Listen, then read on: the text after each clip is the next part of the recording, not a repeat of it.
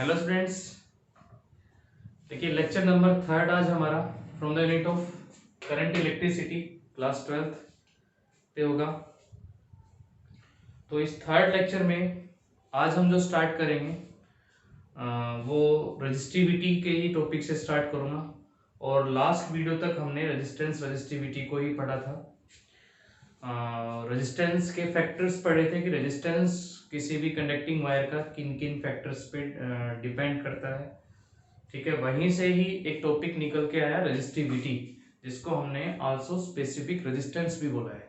ठीक है, तो स्टूडेंट्स ऐसे ही जो रेजिस्टेंस के हमने फैक्टर पढ़े हैं तो रेजिस्टिविटी के भी फैक्टर्स पढ़ सकते हैं। तो कौन कौन से फैक्टर्स जो है जो रेजिस्टिविटी पे अफेक्ट डालेंगे, तो मैं लिख रहा हूं यहां पर factors affecting on resistivity of material. और यहाँ हम जैसे एक कंडक्टिंग मटेरियल के लिए रेजिस्टेंस रेजिस्टिविटी की बात कर रहे हैं, तो कौन कौन से फैक्टर जो है वो मेटल की रेजिस्टिविटी पे या मटेरियल की रेजिस्टिविटी पे कौन कौन से फैक्टर अफेक्ट डालेंगे। तो देखिए स्टूडेंट्स, हमने रेजिस्टिविटी को स्पेसिफिक रेजिस्टेंस भी बोला, ये भी ध्यान रखना है। रेजिस्टेंस के लिए फॉर्मूला हम पढ़ चुके हैं, R is equals to rho L upon में ए। ठीक है, एल लेंथ हो गई उस वायर की, ए जो है एरिया ऑफ क्रॉस सेक्शन जिसके थ्रू करंट जो पास कर रहा है, और ये जो प्रोपोर्शनलिटी साइन है इसको हमने रेजिस्टिविटी या क्या क्या है स्पेसिफिक रेजिस्टेंस। ठीक है, इक्वेशन फर्स्ट। आल्सो रेजिस्टेंस को हमने ये भी लिखा है, डिडक्शन ऑफ ओम्स लॉ पढ़ा था हमने, M L N E square A tau. पता है ना इसमें tau relaxation, average relaxation time. तो from the unit of first and second, from the equations of first and second compare कर लेता हूं मैं इन दोनों को। यहां भी आ रहा है और यहां भी आ रहा है, तो rho L upon A is equals to M L N E square A tau. अब यहां से आप L बाई ए से L बाई ए को कैंसिल कर सकते हैं। मींस रेजिस्टिविटी पहले भी बता चुका हूं कि रेजिस्टिविटी लेंथ एरिया पे डिपेंड नहीं करती है, साइज पे डिपेंड नहीं करती है। और इसको कंपेयर कर सकते हो आप डेंसिटी के साथ। जैसे तो डेंसिटी जैसे वेरी होती है, मैं कहूँ एक फ्लूइड की वाटर की डेंसिटी जो है वो वेरी करती है, टेम्परेचर के साथ वेरी करती है। ठीक है, और ऐसा नहीं कि वो डिफरेंट कंटेनर में डालने से उसकी डेंसिटी पे कोई इफेक्ट पड़ता है। तो ऐसे ही यहाँ रेजिस्टिविटी, ये रो आ गया हमारा एम एन ई स्क्वायर और टाउ। अब स्टूडेंट एम इसमें क्या है, मास ऑफ इलेक्ट्रॉन जो कि कांस्टेंट रहने वाला है। एन ये था क्या था, सोचिए एक बार अपने आप, एन को हमने किससे लिखा था, तो एन होता था इसमें density, number of density of electrons, means number of electrons per unit volume. एक मीटर क्यूब में कितने कंडक्टर में फ्री इलेक्ट्रॉन्स है जो करंट को कैरी कराएंगे, तो वो एन हम लिख रहे हैं यहाँ पर। ठीक है, और ई इलेक्ट्रॉन का चार्ज फिक्स है ये, तो हाँ ये वेरी करेगा डिफरेंट डिफरेंट मटेरियल के केस में। और ये टाउ जो है इसको क्या कहा हमने, रिलैक्सेशन टाइम, और ये रिलैक्सेशन टाइम कम ज्यादा होता है। कल भी हमने मतलब मींस लास्ट टॉपिक में भी हमने डिस्कस किया था टेम्परेचर के साथ। तो स्टूडेंट्स ये दोनों तो कांस्टेंट रहेंगे, मास एंड चार्ज। तो रेजिस्टिविटी एक factor inversely proportional to N, and also resistivity inversely proportional to tau। second factor means resistivity depend करेगी nature of material पे, nature of material पे।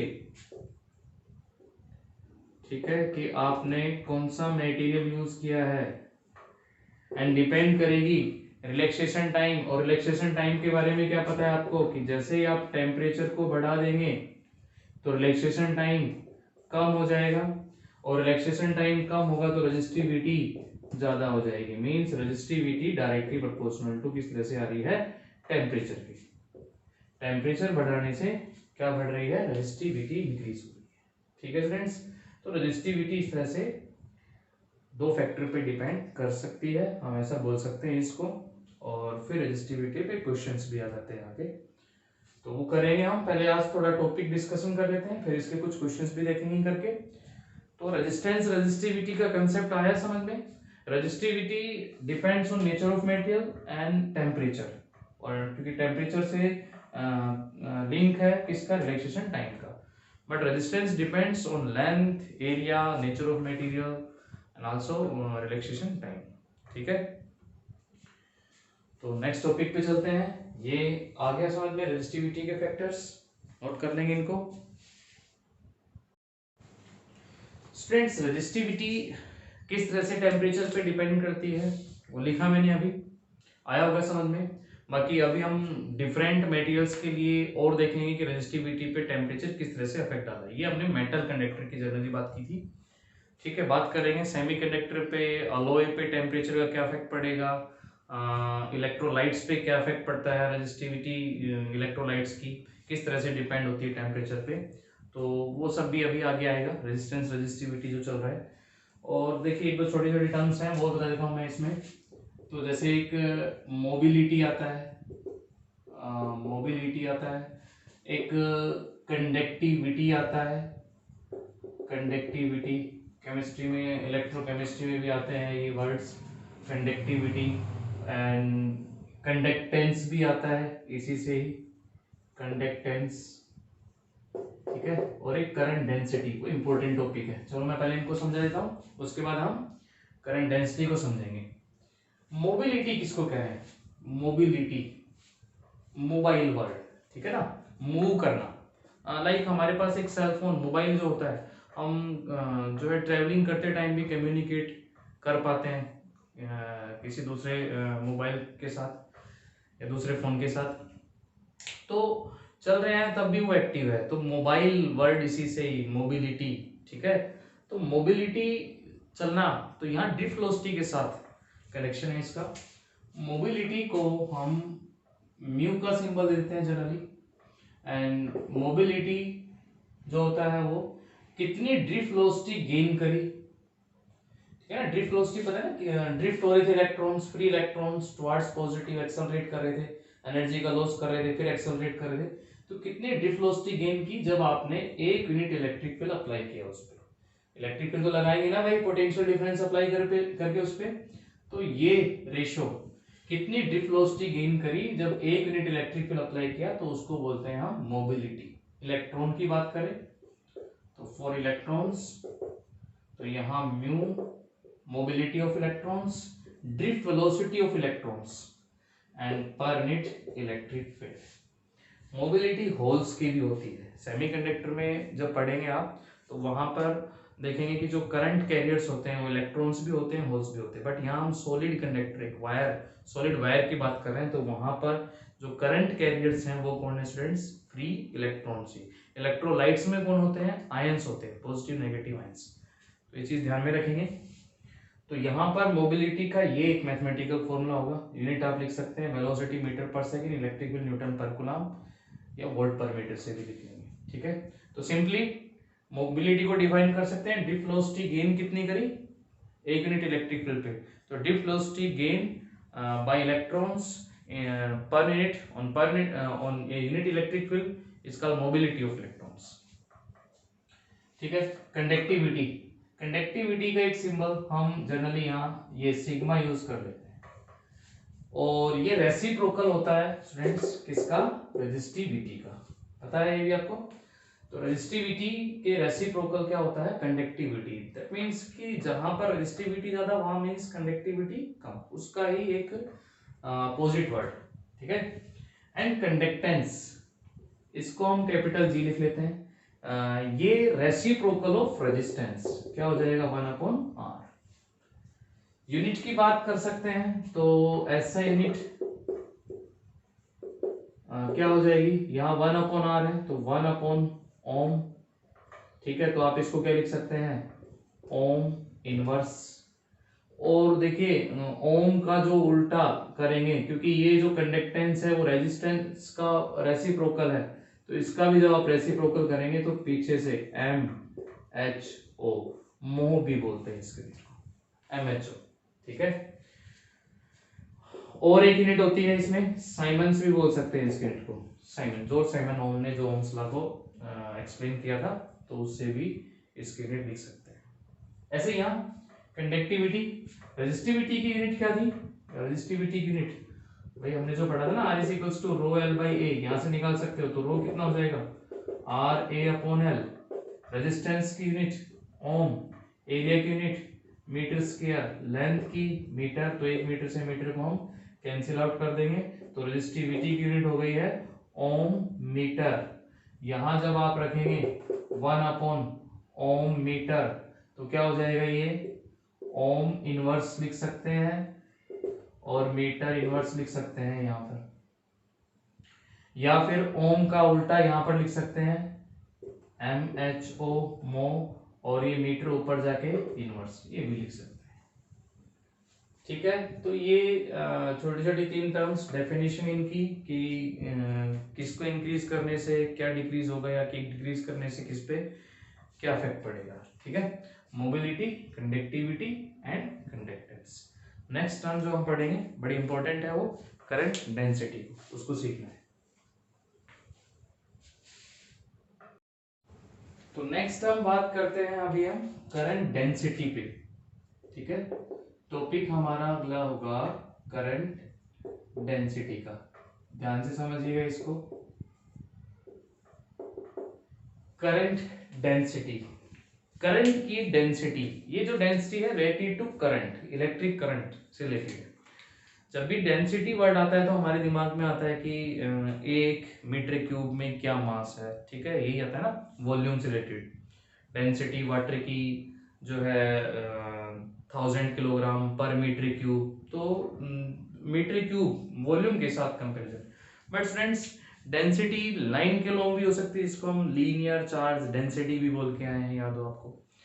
डेंसिटी एरिया के लॉन्ग भी हो सकती है, जिसको हम सरफेस चार्ज डेंसिटी भी बोल के आए हैं, सिग्मा जो हमने सिंबल दिया था उसके लिए। मैं और एक एग्जांपल दूं आपसे, जैसे पॉपुलेशन डेंसिटी।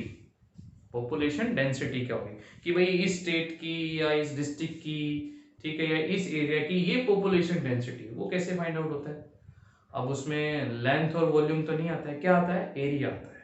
ठीक है, कि इतने पीपल इतने मीटर स्क्वायर में रह रहे हैं, तो 1 किलोमीटर स्क्वायर के दायरे में कितने पीपल रह रहे हैं वहां, वो क्या है, वहां की पॉपुलेशन डेंसिटी। तो यहां पर ऐसे करंट डेंसिटी, जो करंट है वो फ्लो कर रहा है एक वायर में से, ठीक है, एक एरिया को क्रॉस करके निकल रहा है, तो वहां अगर हमें उसकी डेंसिटी लिखनी पड़े तो किस तरह से लिखेंगे। इंपॉर्टेंट टर्म इसलिए बोल रहा हूं मैं बार बार इसको, क्योंकि ये हायर क्लासेस में, जैसे आप ग्रेजुएशन में जाएंगे तो करंट जो हम पढ़ रहे हैं ना, उससे भी एक इम्पोर्टेंट, इससे भी ऊपर मान के चलें करंट डेंसिटी, वहां बहुत सारे टॉपिक्स करंट डेंसिटी से ही रिलेटेड होते हैं। और ये पॉइंट फंक्शन होता है, मतलब एक पॉइंट के लिए डेंसिटी, करंट डेंसिटी हम निकाल सकते हैं किसी भी एरिया पे, कोई स्मॉल पॉइंट लेके, उसके सराउंडिंग एरिया लेके, वो समझिएगा इनको, करंट डेंसिटी को। तो करंट डेंसिटी स्टूडेंट, सिंबल इसका हम यहाँ पर जे का यूज करेंगे। ठीक है, आप कैपिटल जे लिख सकते हैं यहाँ पर, करंट डेंसिटी।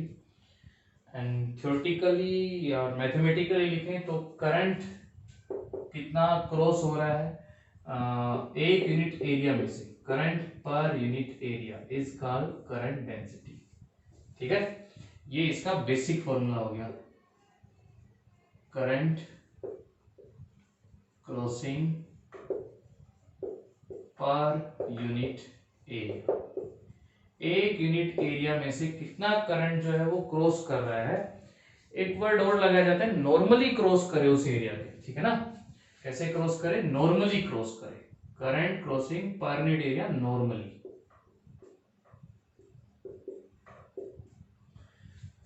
तो जैसे मान लीजिए मेरे पास ये कोई भी एक एरिया है, ठीक है स्टूडेंट्स, और इस एरिया में से कैरियर्स जो है, इलेक्ट्रॉन्स की बात करूं तो मैं एक सॉलिड कंडक्टर के अंदर, एक वायर के अंदर, लाइक कॉपर वायर, तो वहां से ये कुछ इलेक्ट्रॉन जो है इस एरिया को क्रॉस कर रहे हैं। ठीक है, तो यहां पर हम करंट डेंसिटी को कैसे लिखेंगे। करंट डेंसिटी जो है एक पॉइंट फंक्शन है, फाइंड फंक्शन। ठीक है, एक कोई भी पॉइंट ले लेता हूं मैं इस एरिया पे, ये पूरा एरिया मान लीजिए ए है, एरिया ऑफ प्रोजेक्शन पूरा ए है। यहां पर कोई भी पॉइंट ले लेता हूं मैं यहां दिखा लेता हूं उस पॉइंट को कि मान लीजिए ये पॉइंट है, इलेक्ट्रॉन जा रहे थे यहां से, इसके सराउंडिंग आप एक एरिया लेंगे। ठीक है, इसके सराउंडिंग में तो यहां पर जो करंट डेंसिटी होगी आई इज इक्वल्स टू, छोटे छोटे पॉइंट्स की सराउंडिंग देखनी पड़ेगी, वहां पर डेंसिटी वेरी कर रही है तो इस पॉइंट के लिए कितनी है, इस पॉइंट के लिए कितनी है, वो निकालने होते हैं। तो I इज इक्वल्स टू ये sorry current density J is equals to, अब इतने एरिया में से तो थोड़े ही कैरियर जा रहे होंगे। देखिए, अरे देखो भाई, ये पॉइंट है, ठीक है, इसके सराउंडिंग में ये एक स्मॉल एरिया दिखा रहा हूं, स्मॉल एरिया मान लीजिए ds है, DA मान लो इसको, इसको हम DA भी मान सकते हैं। तो यहां पर कुछ ही कैरियर्स क्रॉस कर रहे होंगे इस एरिया को, ठीक है ना, तो यहां पर करंट भी स्मॉल ही आएगा, कितना आया मान लीजिए वो DI, तो यहां की करंट डेंसिटी क्या हो जाएगी, DI अपॉन में DA। आई बात समझ में? तो ये है करंट डेंसिटी। अगर आप पूरे एरिया के लिए लिखें तो I अपॉन में A भी लिख सकते हैं, लेकिन ये पॉइंट एंड पे मतलब कि अलग अलग पॉइंट्स के लिए हम निकाल सकते हैं करंट डेंसिटी इस फॉर्मूले से। तो देखिए J को हम जो लिख रहे हैं I अपॉन में A, तो I करंट कितना हो जाएगा स्टूडेंट्स, J इंटू में A। अब यहां पर नॉर्मली एरिया की बात हो रही है, तो एरिया को जो सरफेस एरिया हम यूज कर रहे हैं उसको यहाँ पर as a vector quantity treat किया जाता है। जैसे हमने फ्लक्स पढ़ा था ना, याद हो आपको कि उसमें से कितनी नंबर ऑफ लाइनें क्रॉस करती है, डिपेंड करता है कि वो एरिया किस तरह से प्लेस्ड है उस फील्ड के अंदर। ऐसे यहाँ पर एरिया को हम वेक्टर क्वांटिटी, और करंट डेंसिटी भी वेक्टर क्वांटिटी होती है। तो और करंट कैसी क्वांटिटी होती है, स्केलर आता है। तो देखिए दो वेक्टर होंगे, करंट डेंसिटी वेक्टर क्वांटिटी है, और एरिया जो है वो भी क्या है, एक वेक्टर क्वांटिटी है, और दो वेक्टर से करंट कैसा आ रहा है, स्केलर है, तो बीच में हम मल्टीप्लिकेशन का कौन सा साइन दिखाते हैं, डॉट प्रोडक्ट दिखाते हैं। इसको थोड़ा और समझते हैं ठीक से। तो जो टोटल करंट होगा वो करंट डेंसिटी इनटू में एरिया, ये मैं अभी इसको मैग्नीट्यूड की टर्म में लिख रहा हूं, इन मैग्नीट्यूड।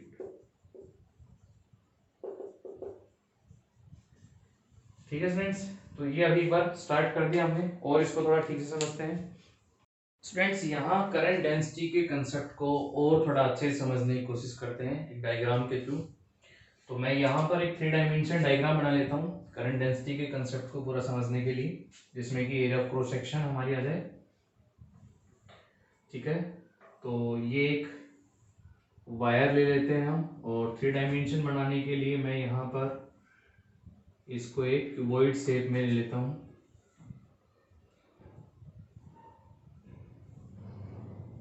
ठीक है स्टूडेंट्स, ये यहाँ से हमने मिला दिया इनको, और इसमें जो है वो मूव कर रहे हैं कैरियर्स, फ्री इलेक्ट्रॉन्स जो करंट को कैरी कर रहे हैं इस एरिया के अक्रॉस। ठीक है, वो कौन सा एरिया है, वो इस तरह से एरिया है, दिखा सकते हैं आप।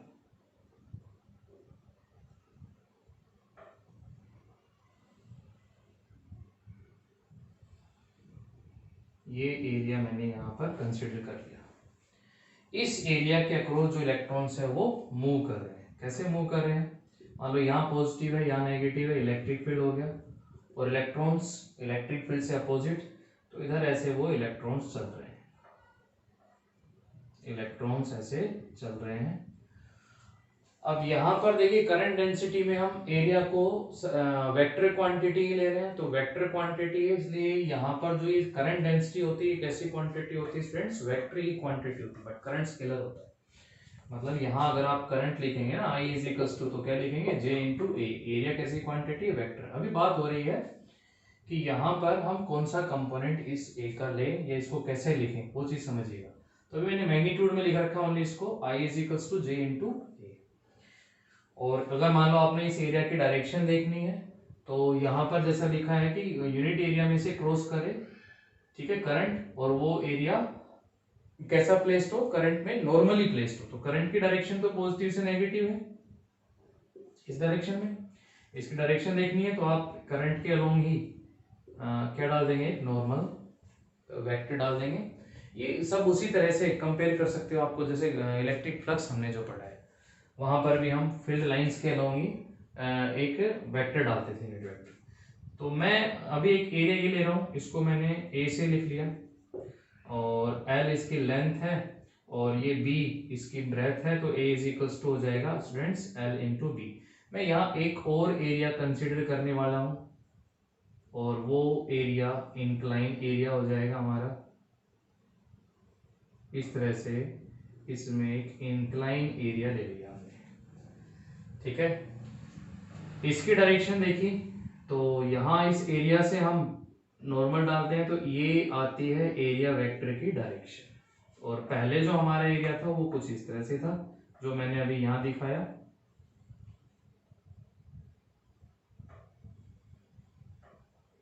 वो कुछ इस तरह से, ठीक है।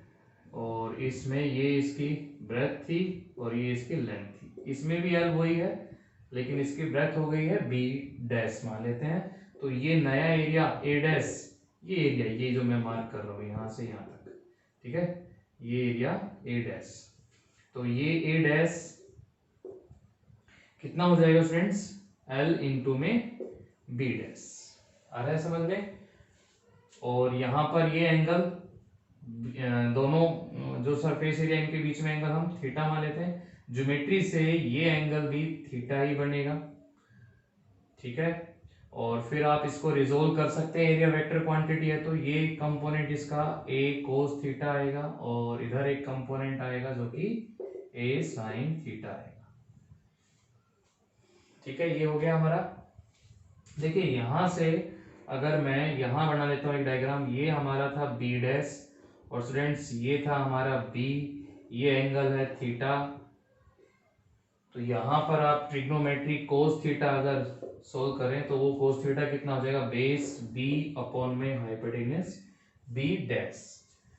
तो यहाँ क्या है कि इस वायर के थ्रू इस पूरे क्रॉस सेक्शन में जो करंट चल रहा है ना वो सेम है, और करंट डेंसिटी हर पॉइंट पे, फिर चाहे यहाँ हो यहाँ हो यहाँ हो, वो करंट डेंसिटी भी आपकी जो है वो सेम ही मिलेगी जे करंट डेंसिटी से। करंट डेंसिटी समझिए एक पॉइंट है, उसके सराउंडिंग आप एक एरिया कंसीडर करेंगे, तो उतना एरिया अगर आप यहाँ लेते हैं तो वो करंट डेंसिटी आपको हर जगह कैसे मिलेगी, सेम मिलेगी वायर में जब एक कांस्टेंट करंट फ्लो कर रहा है, ठीक है। करंट डेंसिटी सेम है, करंट सेम है। करंट मैं अगर बात करूं यहाँ पर फॉर इंक्लाइन सरफेस,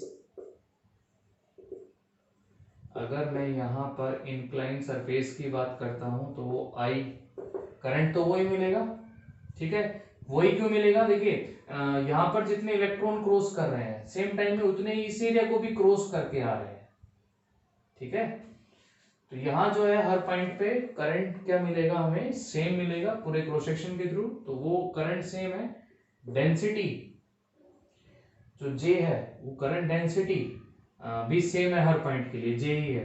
तो लेकिन फिर ये एरिया तो डिफरेंट है सर, ये तो ये एरिया तो बड़ा है, यहाँ से ए डैश इज ग्रेटर देन कितना है ए, यहाँ पर अगर मैं ए डैश, तो हाउ इट इज पॉसिबल कि यहाँ दोनों करंट सेम आ जाए, उसको थोड़ा समझते हैं। देखिए यहाँ पर अगर आप इस आई को लिखेंगे इंक्लाइन सरफेस के लिए तो करंट डेंसिटी जे ही रहने वाली है।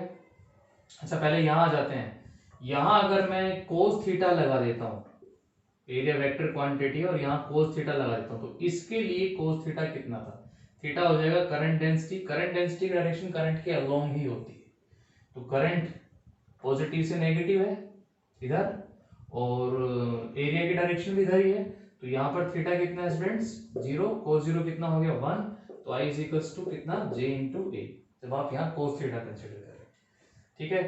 ऐसे ही यहाँ पर जे इंटू, अगर मैं वेक्टर में लिखूं इसको या इसके कंपोनेंट से लिखूं तो ए डैश, और यहाँ क्या आएगा कोस थीटा, और जे इंटू में ए डैश की वैल्यू, ए डैश की वैल्यू कितनी थी हमारी, एल इंटू में बी डैश, और साथ में था cos theta, J L into B dash यहां से निकाल सकते हैं, बी डैश कितना आ जाएगा आपका बी कोस थीटा, तो ये हमारा B cos theta into cos theta, cos theta से cos theta cancel, length into breadth वही एरिया आ गया, तो जे इंटू ए वही करंट आ जाएगा हमारा। आया समझ में? जब आपने इसका कौन सा कंपोनेंट लिया है, कोस कंपोनेंट, ये सॉरी ये ए डैश है तो ये ए डैश कोस थीटा, ए डैश साइन थीटा, तो ए डैश कोस थीटा कंपोनेंट, तो वो कंपोनेंट एरिया का जो कि नॉर्मली प्लेस्ड हो, ठीक है, किसमें, करंट के डायरेक्शन से, वो नॉर्मली प्लेस्ड है। जो क्रॉस सेक्शन है जो जिसमें से इलेक्ट्रॉन क्रॉस कर रहे हैं, नॉर्मली हेल्ड है उसके, ठीक है। तो ये है करंट डेंसिटी। तो करंट डेंसिटी अब आप लिख सकते हैं इसको इन वेक्टर फॉर्म में। वेक्टर फॉर्म में क्या हो जाएगा, I is equals to J vector dot A vector, क्योंकि जब इनका डॉट प्रोडक्ट सोल्व करेंगे ना तो ये आएगा जे ए कोस थीटा। तो एरिया का आपने कौन सा कंपोनेंट लेना है, कोस थीटा। थीटा है एरिया और करंट डेंसिटी के बीच में एंगल। करंट डेंसिटी किधर होगी, जिधर करंट की डायरेक्शन होगी। अब आप देख सकते हैं दो वेक्टर का रिजल्ट करंट कैसे क्वांटिटी, स्केलर क्वांटिटी। तो कौन सा हमने मल्टीप्लीकेशन रूल लगाना है, डॉट प्रोडक्ट लगाना है, ठीक है फ्रेंड्स। तो ये करंट डेंसिटी का कंसेप्ट था, इसको नोट कर लेंगे एक बार, समझेंगे इसको ठीक से। तो यही है कि करंट डेंसिटी हर पॉइंट पे सेम है वायर के अंदर, और वायर में जो क्रॉस सेक्शन, जो एरिया क्रॉस सेक्शन उसके थ्रू जो करंट पास हो रहा है वो भी क्या है, सेम है। तो उसके लिए हम सेम कब कर सकते हैं, जब हम साथ में कौन सा एंगल रखें, कोस थीटा। तो ये ध्यान रखना है, जब कोई भी एक एरिया किसमें रखा है, करंट में, और करंट के साथ किसी एंगल पे रखा है, ठीक है, या करंट डेंसिटी के साथ करंट की डायरेक्शन जो होगी वही करंट डेंसिटी की डायरेक्शन होगी, वहां किसी एंगल थीटा पे रखा है, तो हम रिजोल्व करके कौन सा कंपोनेंट लेंगे, जो क्रॉस सेक्शन, जो ये क्रॉस सेक्शन एरिया है उसका, ठीक है, या हम वो कंपोनेंट लेंगे जो किसके अलोंग है, करंट के अलोंग है, करंट डेंसिटी के अलोंग, वो वाला कंपोनेंट लेना है, और वो कंपोनेंट हमारा कोस कंपोनेंट होगा। तो इसको नोट भी करेंगे आप। नेक्स्ट टॉपिक पे आ जाते हैं स्टूडेंट्स। तो नेक्स्ट टॉपिक हमारा रिलेटेड टू रेजिस्टेंस ही है, और रेजिस्टेंस रिलेटेड टू टेम्परेचर बोल सकते हैं, जिसमें कि हम अभी पढ़ेंगे temperature coefficient of resistance. Temperature coefficient of resistance, temperature coefficient of resistance. तो जैसा कि आप पढ़ चुके हैं कि एक मेटल के अंदर एक कंडक्टिंग मटेरियल है, उसमें जब आप टेम्परेचर को इंक्रीज करते हैं उसका, तो रेजिस्टेंस बढ़ता है, क्योंकि रिलैक्सेशन टाइम कम होता है उसका। तो वही डिस्कशन, और मैं अब इसको कंपेयर करूंगा, याद कीजिए, थर्मल एक्सपेंशन के साथ, ठीक है ना, कि रेजिस्टेंस जो लेंथ का एक्सपेंशन होता था, एरिया का एक्सपेंशन होता था, इसी तरह से यहाँ पर। तो किस तरह से जो रेजिस्टेंस चेंज हो रहा है टेम्परेचर के साथ वो समझते हैं। R1 को मैं मान लेता हूं initial resistance. Students, initial resistance है ये किसी भी वायर का, conducting wire, initial resistance at temperature, आप टेम्परेचर T1 से लिख लेते हैं यहाँ पर। R2 हमारा फाइनल बाद में जो रेजिस्टेंस हुआ जब टेम्परेचर को बढ़ाया एट टेम्परेचर T2, ठीक है। चेंज कितना हुआ, R2 माइनस R1, डिपेंड करेगा पहले वाले रेजिस्टेंस पे भी, ठीक है ना। ये ऑब्जर्वेशन थी कि पहले ही अगर रेजिस्टेंस R1 है उसकी वैल्यू पे डिपेंड करता है ये चेंज, किस तरह से है, डायरेक्टली प्रोपोर्शनल है। और फर्स्ट इक्वेशन ये, जैसे हम थर्मल एक्सपेंशन में भी L2 minus L1 is directly proportional to L1, तो बड़ी लेंथ में ज्यादा एक्सपेंशन देखने को मिलता है, ठीक है ना। ऐसे यहाँ हाईली रेजिस्टेंस वायर में चेंज ज्यादा देखने को मिलेगा। तो first equation, and R2 minus R1 is also directly proportional to change in temperature, जितना ज्यादा बढ़ा रहे हैं बाद में, चेंज उतना ही ज्यादा आएगा, तो रेजिस्टेंस उतना ही बढ़ेगा, इंक्रीज होगा। From first and second, R2 minus R1, इस साइन को हटाने के लिए इसी तरह से एक सिंबल अल्फा, जिसको हम प्रोपोर्शनलिटी कांस्टेंट कहेंगे, ये अल्फा, जिसको हम टेम्परेचर कोफिशिएंट भी बोलेंगे इसी को ही। तो यहाँ आएगा R1 T2 minus T1, and ये जो अल्फा है इसको हम proportionality constant and also called coefficient of resistance, temperature coefficient of resistance, ठीक है ना, टेम्परेचर कोफिशिएंट। तो यहां से students alpha is equals to कितना लिख सकते हैं आप, R2 minus R1 upon R1 T2 minus T1, ये आ गया अल्फा इसमें टेम्परेचर कोफिशिएंट रेजिस्टेंस के लिए। ऐसे ही रेजिस्टिविटी के लिए भी आता है टेम्परेचर कोफिशिएंट, क्योंकि देखिए एक स्पेसिफिक वैल्यू मतलब कि यूनिट लेंथ यूनिट एरिया उसका जो रेजिस्टेंस है वही क्या होता है, रेजिस्टिविटी होती है, ठीक है। एंड टेम्परेचर बढ़ रहा है, रेजिस्टेंस बढ़ रहा है, तो हम बोल सकते हैं रेजिस्टिविटी भी बढ़ रही है। तो सिमिलरली अगर आप लिखना चाहें यहाँ पर फॉर रेजिस्टिविटी, तो रेजिस्टिविटी के लिए ये फॉर्मूला, क्योंकि रेजिस्टिविटी टेम्परेचर पे तो डिपेंड करती है एक मेटल की, तो वहां पर ये formula alpha is equals to ρ2 हो जाएगा, बाद में रेजिस्टिविटी ρ1 और यहाँ पर ρ1 एंड T2 माइनस T1, यही सेम फॉर्मूला आप coefficient temperature coefficient of resistivity के लिए भी यूज कर सकते हैं, ठीक है स्टूडेंट्स। अच्छा, इसमें जब आप क्वेश्चन करेंगे ना तो वहां पर ऐसे भी लिख सकते हैं इसको, इस दूसरे फॉर्म में क्या हो जाएगा, ये देखिए हमारे पास कि लेट R1 जो रेजिस्टेंस, इसको मैं अगर R0 रेजिस्टेंस बोल दूं at 0 degree Celsius, 0 degree Celsius पे कितना रेजिस्टेंस था उसके लिए, R0 हो जाएगा 0 डिग्री सेल्सियस पे, ठीक है फ्रेंड्स। एंड R2 रेजिस्टेंस को अगर मैं R मान लूं एट T डिग्री सेल्सियस पे, T डिग्री सेल्सियस पे, तो ये इक्वेशन आपकी अल्फा इज इक्वल्स टू कितना हो जाएगा, R2 में तो आप R एंड माइनस R0, नीचे आपका कितना आएगा R0, temperature T degree Celsius minus कितना था 0, वो तो T ही आएगा, और क्रॉस मल्टीप्लाई करें तो ये हो जाएगा alpha R0 T R minus R0, इधर लेके आऊंगा माइनस R0 तो प्लस R0 में कन्वर्ट हो जाएगा, एंड R0 कॉमन तो 1 प्लस अल्फा डेल्टा टी भी बोल सकते हैं इसको आप, कितना टेम्परेचर चेंज, ठीक है। तो डेल्टा टी भी लिख सकते हैं इसको, यहाँ पर डेल्टा टी अगर मैं लिखूं तो भाई ये इधर आ गया ना, तो R0 कॉमन आ गया तो 1 प्लस अल्फा डेल्टा टी और ये R, ये नया रेजिस्टेंस। सिमिलरली अगर आप रेजिस्टिविटी के लिए करें इसको कन्वर्ट इसी तरह से इस फॉर्म के अंदर, तो वो rho naught resistivity at 0 degree Celsius 1 plus alpha delta T और ये rho resistivity at temperature T.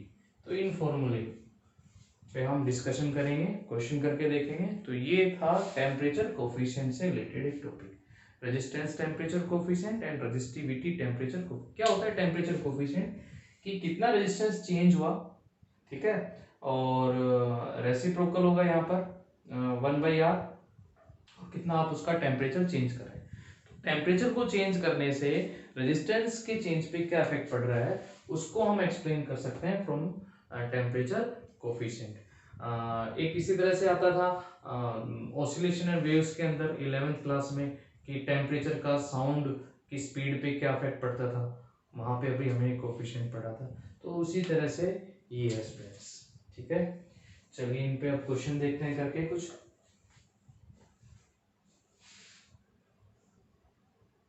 Friends question से पहले मैं थोड़ी सी डिस्कशन रेजिस्टेंस रेजिस्टिविटी जो हमने भी पढ़ा, कोफिशिएंट टेम्परेचर कोफिशिएंट, तो थोड़ा वेरिएशन के बारे में और बात कर लेते हैं हम।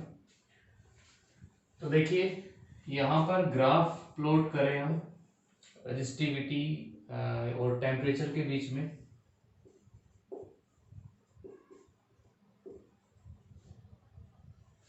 रेजिस्टिविटी रो एंड टी यहाँ टेम्परेचर के लिए। तो कुछ इस तरह के ग्राफ ऑब्जर्व होते हैं स्टूडेंट्स। जैसे ये फर्स्ट ग्राफ मैं कॉपर के लिए बनाता हूं, ठीक है, कॉपर मटेरियल के लिए। यहाँ पर टेम्परेचर केल्विन में ले लेते हैं, यहाँ पर रेजिस्टिविटी ले लेते हैं, और वो ऑर्डर है 10⁻⁻⁸ ओम मीटर का, ठीक है। तो कुछ इस तरह का ग्राफ ऑब्जर्व हुआ।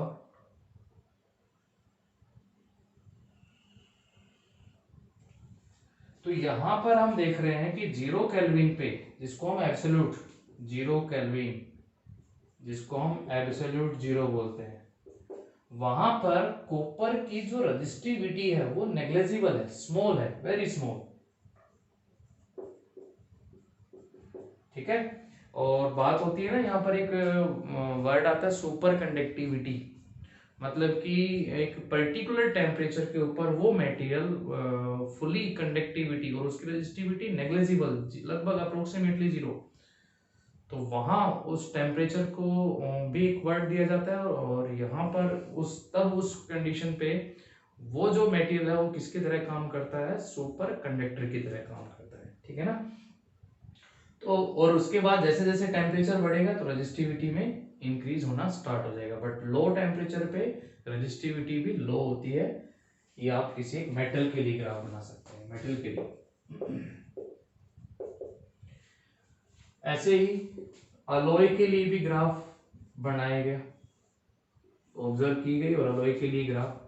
अलॉय में मैं बात करूं तो जैसे निक्रोम, एक निक्रोम जो है अलॉय, वो वीकली डिपेंड करता है, उसकी रेजिस्टिविटी बहुत थोड़ी डिपेंड करती है टेम्परेचर के साथ साथ। और इसके अलावा मैग्नीन की बात हो तो ऑलमोस्ट इंडिपेंडेंट ही होती है वो, तो मतलब टेम्परेचर चेंज करने से उन मैग्नीन की रेजिस्टिविटी पे कोई इफेक्ट नहीं पड़ता है। और उसका एक बहुत अच्छा एग्जांपल हम डिस्कस भी करेंगे कि जो स्टैंडर्ड रेजिस्टेंस होते हैं, जो रेजिस्टर्स होते हैं, वो अलॉय के बनाए जाते हैं। ठीक है। तो यहाँ निक्रोम के लिए ग्राफ प्लॉट करेंगे तो कुछ इस तरह से आएगा, और इसका स्लोप डाउन रखना। ठीक है ना, बिल्कुल डाउन स्लोप करके दिखा सकते हैं, straight line, temperature in kelvin, and ये रेजिस्टिविटी, और ये रेजिस्टिविटी भी माइक्रो और ओम सेंटीमीटर में, तो एक स्मॉल वैल्यू। तो निक्रोम के लिए हम कह सकते हैं कि इसकी जो रेजिस्टिविटी है रो वीक डिपेंड या वीकली डिपेंडेंट ऑन टेम्परेचर। इसके अलावा अगर आप मैग्नीन की बात करें, ये भी अलॉय है, तो वो एक तरह से इंडिपेंडेंट ही होती है, इंडिपेंडेंट ऑन टेम्परेचर। मींस कि अलॉय जो होते हैं ना, उनकी रेजिस्टिविटी पे कोई ज्यादा इफेक्ट नहीं पड़ता है टेम्परेचर जब इंक्रीज करते हैं। तो इसलिए जो स्टैंडर्ड रेजिस्टर्स होते हैं वो किसके बनाए जाते हैं, अलॉय के, ताकि रेजिस्टेंस पे कोई इफेक्ट ना पड़े, जो वैल्यू है वही रहे उसकी। यहाँ पर एक ग्राफ और दिखाऊंगा मैं इसमें बता के, और वो होगा सेमीकंडक्टर के लिए ग्राफ। ठीक है, सेमीकंडक्टर के लिए, इंसुलेटर के लिए बात कर सकते हैं। सेमीकंडक्टर, स्टूडेंट सेमीकंडक्टर के बारे में हम और अच्छे से पढ़ेंगे, हमारी 9th नीट आती है तो वहां पर सेमीकंडक्टर, बाकी सेमीकंडक्टर के बारे में थोड़ा बहुत आपने पढ़ा होगा कि जिसकी लो ही तो कंडक्टिविटी और लो ही रेजिस्टिविटी, मींस कि कंडक्टर और इंसुलेटर के बीच में भी एक मटेरियल आता है जो थोड़ा बहुत करंट को पास भी करता है, और उसके पास कुछ फ्री कैरियर्स होते हैं, तो उसको सेमीकंडक्टर बोलते हैं। और वहाँ हम जब सेमीकंडक्टर की डिस्कशन करेंगे तो एक थ्योरेटिकली कंसेप्ट मिलेगा हमें बैंड थ्योरी का। ठीक है, हाइपोथेटिकल था, अजम्पशन था वो, और बैंड थ्योरी देखिए अभी मैं थोड़ा सा एक्सप्लेन करूंगा यहाँ पर। Valence band related to valence electrons, and conduction band means कि इलेक्ट्रॉन यहाँ आना, फ्री हो जाना, और फ्री होना तो कंडक्टिविटी को शो करना, ये मतलब समझ लीजिए अभी। वैलेंस बैंड और कंडक्शन बैंड, दो बैंड किसी भी एक क्रिस्टल में जिसमें बहुत सारे एटम्स हो। ठीक है, बहुत सारे एटम मिलके इस तरह से दो बैंड बनाते हैं, valence band, conduction band. Valence band related to valence electron, जैसे ही इलेक्ट्रॉन फ्री होगा मींस कि वो कहाँ चला गया, कंडक्शन बैंड में चला गया। तो स्टूडेंट्स मेटल के लिए ये बैंड पहले से ओवरलैप मिलते हैं, क्योंकि मेटल में हमें फ्री इलेक्ट्रॉन्स मिलते हैं। मैं क्या बता रहा हूं, सुनिएगा उसको ध्यान से, कि valence band and conduction band already overlap मिलते हैं, किसमें, मेटल के केस में, इसलिए मेटल के पास फ्री इलेक्ट्रॉन्स ऑलरेडी है। जबकि हम सेमीकंडक्टर की बात कर रहे हैं, तो सेमीकंडक्टर में ये गैप, इसको हम एनर्जी गैप बोलते हैं। वैलेंस बैंड और कंडक्शन बैंड के बीच में एक थोड़ा एनर्जी गैप मिलता है, अप्रोक्सीमेटली 1 इलेक्ट्रॉन वोल्ट लिख सकते हैं आप इसको। तो क्या होगा, जब इलेक्ट्रॉन जो यहाँ है उनको थोड़ी सी भी एनर्जी मिलेगी, चाहे वो हीट की फॉर्म में थर्मल एनर्जी मिले, तो वो इलेक्ट्रॉन वैलेंस बैंड को छोड़ देंगे और कहाँ पर आ जाएंगे, कंडक्शन बैंड में आ जाएंगे, और यहाँ आके वो इलेक्ट्रॉन क्या हो जाएंगे, फ्री। और जब इलेक्ट्रॉन फ्री होगा तो कंडक्टिविटी क्या होगी स्टूडेंट्स, इंक्रीज होगी, और वो फ्री है, मूवमेंट करने के लिए फ्री है, ठीक है। जबकि इंसुलेटर की बात की जाए, ये हमने बात कर ली जैसे सेमीकंडक्टर के लिए, और इंसुलेटर की बात की जाएगी तो ये जो एनर्जी गैप है ये काफी ज्यादा बड़ा मिलेगा, वैल्यू ज्यादा मिलेगी इसकी, ठीक है। आप यहाँ अप्रोक्सीमेटली 6 इलेक्ट्रॉन वोल्ट लिख सकते हैं, मींस यहाँ पर इलेक्ट्रॉन को यहाँ तक जाने के लिए एनर्जी जो है वो ज्यादा चाहिए, और वो अवेलेबल नहीं हो पा रही है रूम टेम्परेचर या मैं एटमॉस्फेयर की बात करूँ तो वहां पर। तो इसके जो इलेक्ट्रॉन है वो कहाँ रह जाते हैं, वैलेंस बैंड में, इसके पास फ्री इलेक्ट्रॉन्स नहीं है, तभी तो ये क्या है, इंसुलेटर, ठीक है फ्रेंड्स। और एक बार फिर रिपीट कर लेंगे इसको जब वो यूनिट पढ़ेंगे तो यहाँ पर अगर हमें ग्राफ बनाना हो सेमीकंडक्टर का रेजिस्टिविटी टेम्परेचर के बीच में, तो ये टेम्परेचर हो गया और यहाँ पर रेजिस्टिविटी हो गई, तो क्या होना है, देखिए टेम्परेचर बढ़ेगा सेमीकंडक्टर में, तो यहाँ देखो सेमीकंडक्टर में टेम्परेचर बढ़ेगा तो इलेक्ट्रॉन्स को थर्मल एनर्जी मिलेगी ज्यादा ज्यादा, तो ज्यादा ज्यादा इलेक्ट्रॉन कहाँ जाएंगे, कंडक्शन बैंड में जाएंगे, और कंडक्शन बैंड में जाएंगे तो इलेक्ट्रॉन ज्यादा ज्यादा क्या होंगे, फ्री होंगे, और फ्री इलेक्ट्रॉन्स होंगे तो कंडक्टिविटी बढ़ेगी, ज्यादा ज्यादा कंडक्टिविटी बढ़ेगी, और कंडक्टिविटी बढ़ेगी तो रेजिस्टिविटी कम होगी, because resistivity is the reciprocal of conductivity. तो ग्राफ हमारा कुछ इस तरह से आएगा, बात समझे तुम। टेम्परेचर को इंक्रीज किया तो फ्री इलेक्ट्रॉन्स, करंट कैरियर्स भी बढ़े, और उनके बढ़ने से sigma conductivity increase means resistivity decrease, ठीक है। तो ये लगभग हमने थ्योरेटिकल टॉपिक कवर कर लिए हैं रेजिस्टेंस रेजिस्टिविटी के रिलेटेड टू टेम्परेचर और टेम्परेचर कोफिशिएंट, ठीक है। ये ग्राफ भी आपको जो बताए हैं दोनों तीनों ग्राफ अलॉय के लिए, मेटल के लिए और सेमीकंडक्टर के लिए आने चाहिए पढ़ाने आपको, ठीक है, ओके।